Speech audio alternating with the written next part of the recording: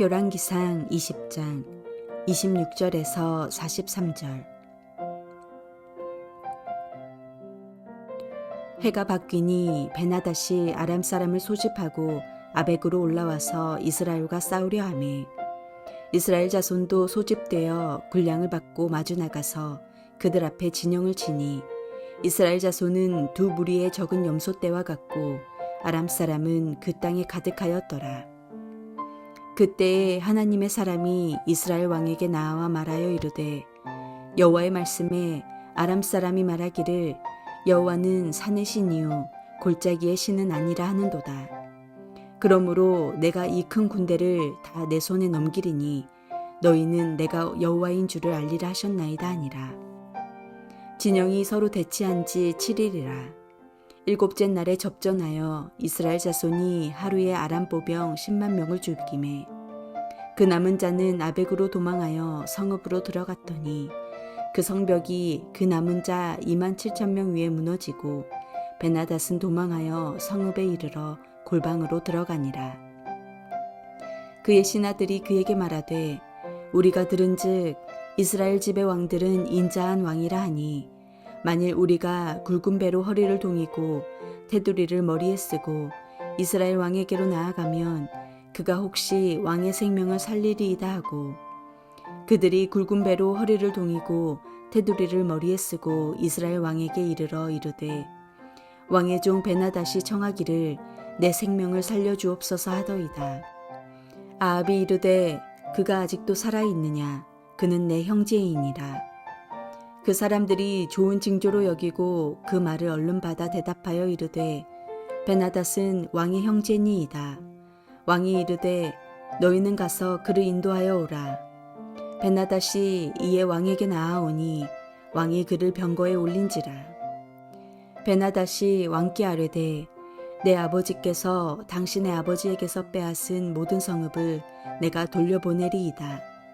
또 내 아버지께서 사마리아에서 만든 것 같이 당신도 다메섹에서 당신을 위하여 거리를 만드소서. 아합이 이르되 내가 이 조약으로 인해 당신을 놓으리라 하고 이에 더불어 조약을 맺고 그를 놓았더라. 선지자의 무리 중 한 사람이 여호와의 말씀을 그의 친구에게 이르되 너는 나를 치라 하였더니 그 사람이 치기를 싫어하는지라. 그가 그 사람에게 이르되 내가 여호와의 말씀을 듣지 아니하였으니 내가 나를 떠나갈 때에 사자가 너를 죽이리라. 그 사람이 그의 곁을 떠나가더니 사자가 그를 만나 죽였더라. 그가 또 다른 사람을 만나 이르되 너는 나를 치라 하매 그 사람이 그를 치되 상하도록 친지라. 선지자가 가서 수건으로 자기의 눈을 가리어 변장하고 길가에서 왕을 기다리다가 왕이 지나갈 때에 그가 소리질러 왕을 불러 이르되 종이 전장 가운데 나갔더니 한 사람이 돌이켜 어떤 사람을 끌고 내게로 와서 말하기를 이 사람을 지키라.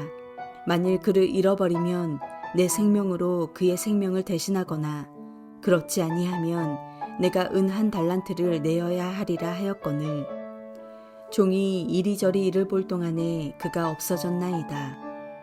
이스라엘 왕이 그에게 이르되 내가 스스로 결정하였으니 그대로 당하여야 하리라. 그가 급히 자기의 눈을 가린 수건을 벗으니 이스라엘 왕이 그를 선지자 중에 한 사람인 줄을 알아본지라.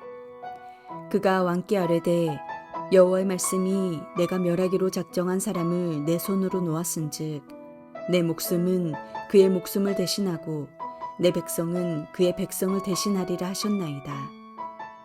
이스라엘 왕이 근심하고 답답하여 그의 왕궁으로 돌아가려고 사마리아에 이르니라. 전쟁에서 패배한 벤하닷은 전열을 정비하고 이듬해 다시 이스라엘을 공격해 왔습니다.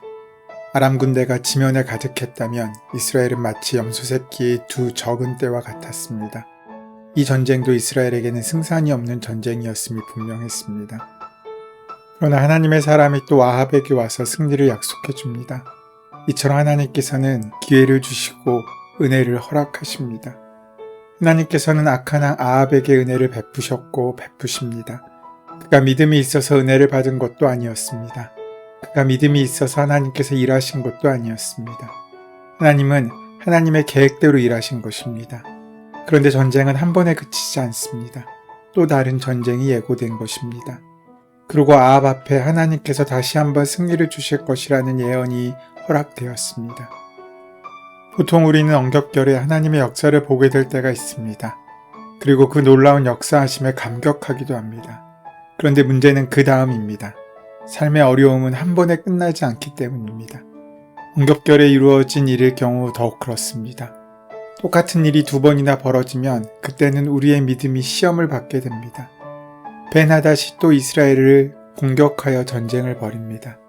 아람이 다시 이스라엘을 공격해오자 28절에서 선지자가 예언합니다.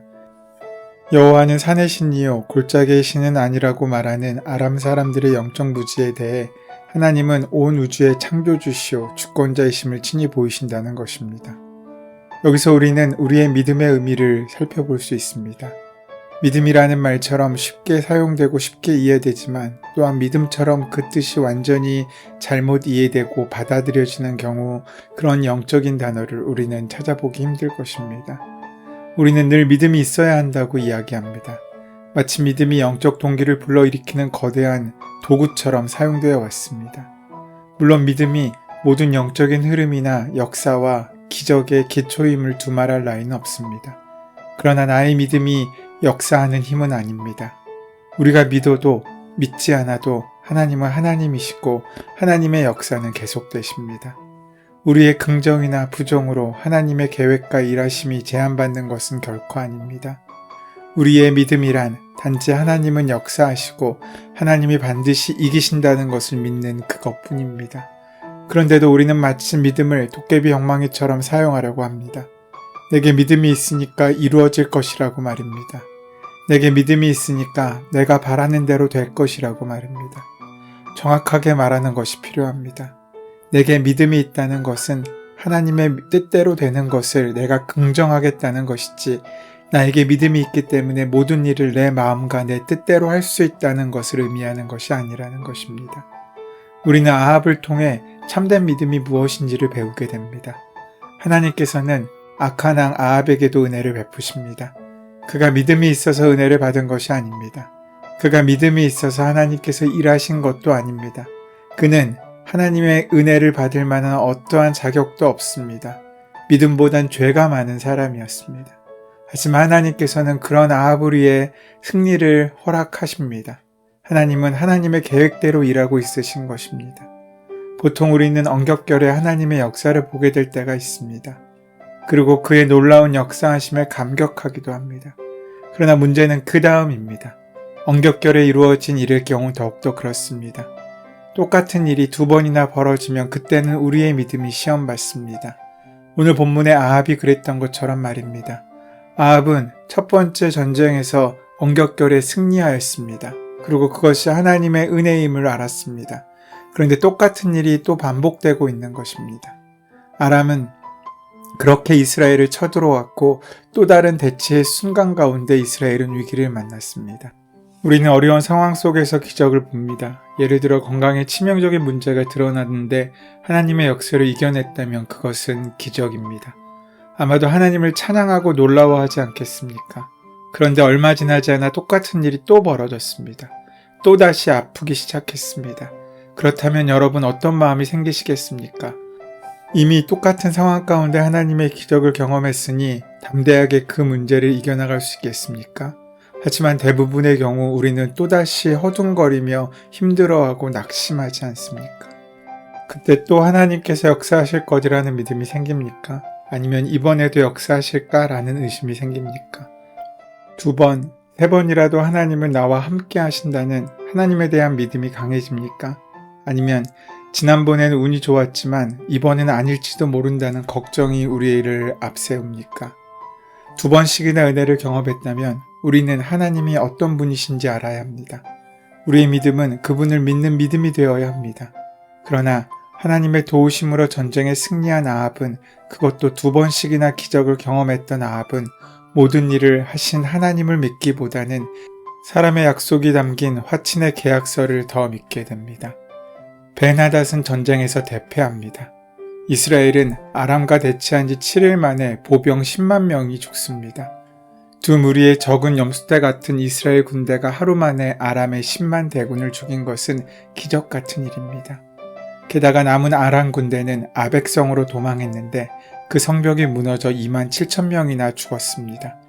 이 모든 일은 하나님께서 친히 행하신 일로 하나님에겐 어떤 한계도 없는 전능자이심을 만방에 증명하고 있는 것입니다. 이러한 패배를 경험한 벤하닷은 스스로 살아날 공리를 합니다. 그래서 아합을 찾아가 자신을 낮추며 아합의 선처를 구합니다. 이에 아합은 대적 벤하닷을 형제로와 부르며 병거에 태우고 동반자로 대우합니다. 죄악의 뿌리를 용납하는 것은 결국 하나님의 뜻을 거스리는 불신앙입니다. 벤하닷은 두 가지를 약속합니다. 그의 부친이 이스라엘로부터 탈취한 성읍들을 돌려준다는 것과 다메섹의 거리를 만들어 자유롭게 장사할 권리를 이스라엘에 부여한다는 것입니다. 아합은 자신의 관대함을 그에게 보이면서 승자의 호의를 거만하게 베풀고 그와 화친 조약을 맺습니다. 아마도 아합은 급속도로 팽창하고 있는 아수르의 위협을 막기 위해서 아람과 동맹을 맺고 싶었던 것 같습니다. 그러나 하나님께선 이스라엘을 아수르 민족으로부터 반드시 보호해 주실 것이라는 그 믿음을 그는 가지지 못했습니다. 하나님을 내 편으로 만들기보다는 아람을 내 편으로 만드는 것이 더 낫다고 생각한 것입니다. 그러자 다시 하나님께서는 선지자를 보내 비유로 아합을 고발하십니다. 선지자가 변장하여 아합에게 비유를 통해 하나님의 심판을 전합니다. 선지자는 전쟁에서 붙잡아온 포로를 책임지기로 했는데 그를 놓쳐 포로 대신 자신이 죽게 되었다고 말합니다. 이 호소를 들은 아합 왕은 그가 자신의 행동에 대해 응당한 처벌을 받아야 한다며 냉담하게 반응합니다. 이에 선지자가 자신의 정체를 드러내며 하나님의 심판하시려 했던 벤하닷과 아람 사람의 생명을 아합이 살렸으니 이를 대신해 아합과 그 백성이 심판받을 것이라고 예언합니다. 하나님이 넘겨주신 대적을 아합이 쉽게 놓아준 것은 나라의 운명을 좌우하는 일이었습니다. 자신의 뜻과 욕심을 따르는 지도자는 공동체를 패망으로 이끌 수밖에 없습니다. 지도자의 판단 기준은 자기의 생각이나 머리가 아니라 하나님의 뜻이어야 했기 때문입니다.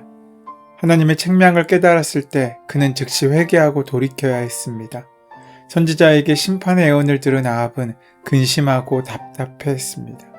근심하다의 원어는 기분 나쁘다는 뜻이며 답답하다의 원어는 화가 난다는 뜻입니다. 다시 말해 아합은 마음이 상해 화를 냈다는 것입니다. 이 대목에서 우리는 아합이 하나님의 심판 경고를 듣고 뉘우쳐 회개하기보다는 오히려 화를 내며 불쾌하게 여겼음을 볼 수 있습니다.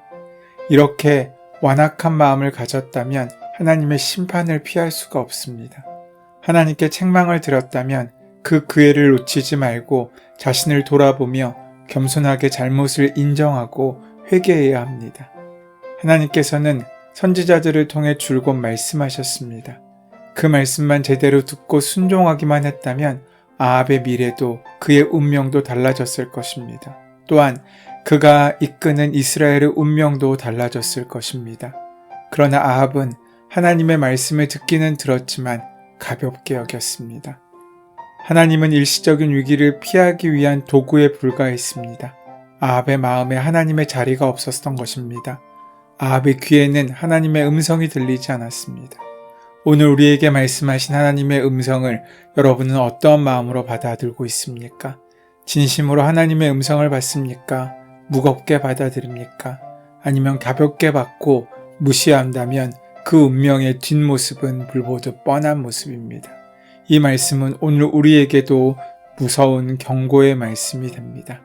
오늘 우리의 인생이 하나님의 은혜의 말씀을 귀하게 들어 그 말씀의 은혜를 누리는 복된 삶으로 이끌어가게 되시기를 소원하고 축원합니다. 은혜의 주님, 오늘 허락하신 말씀이 우리의 심령 깊이 박히게 하셔서 우리 가슴에 새겨지게 하시옵소서. 한 귀로 듣고 한 귀로 흘리지 않으며 오직 사모하는 말씀과 마음으로 그 말씀을 붙잡고 살아갈 수 있도록 인도하여 주시옵소서. 우리 주 예수 그리스도의 이름으로 기도드립니다. 아멘. 이제 오늘 우리에게 허락하신 말씀이 나에게 주시는 말씀으로 만나지기 위하여 함께 묵상하며 기도하는 시간 가지도록 하겠습니다.